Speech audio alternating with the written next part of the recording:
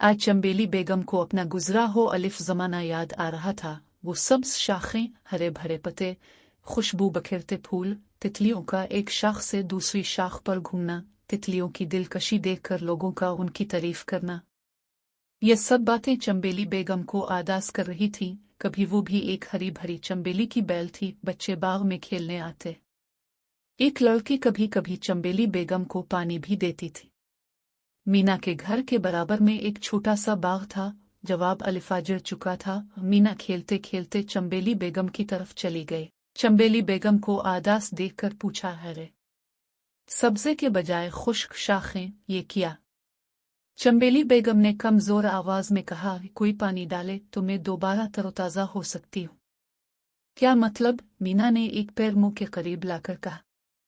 चंबेली बेगम ने इसे पूरी कहानी सुना डाली। कभी मैं भी एक खूबसूरत फूल पत्तों से लदी हरी भरी बैल थी। यहाँ भी एक माली था। लोग मेरी खुशबू की तारीफ करते थे। लड़कियां मेरे फूलों के गजरे बनाया करती थीं। हुआ के झोंकों से मैं खूब लहलहाती थी। माली के चले जाने के बाद किसी ना मेरा ख्याल ना किया। शरीर बच्चों ने बेदर्दी से मेरी शाखें तोड़ें और इर्द गिर्द कूड़ा डालना शुरू कर दिया।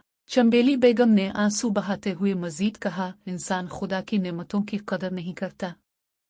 सब्जा और हर आली इंसान के लिए एक नेमत है।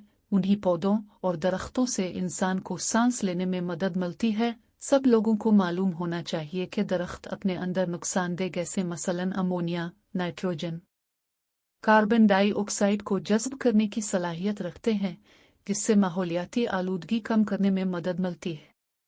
दरख्त उन्हें धूप की तेजी से बचाते हैं। हमसे ही मौसम का पता चलता है कि खिज़ां, बहार, गर्मी और सर्दी का मौसम आ रहा है। कत ने हमारे अंदर इंसानों के इलाज के फायदे भी रखे हैं। परिंदों को हम आशियाना बनाने की सहूलत देते हैं। हमारे ही दम से दुनिया खूबसूरत लगती है।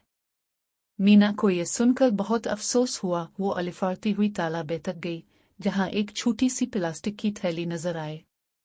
उसमें थैली चोंच में पकड़ी और पानी से भरकर चंबेली बेगम की जड़ों में डाल दिए। फिर तमाम सहेलियों को बुलाया और उन्हें पौधों और दरख्तों की अहमियत बताई।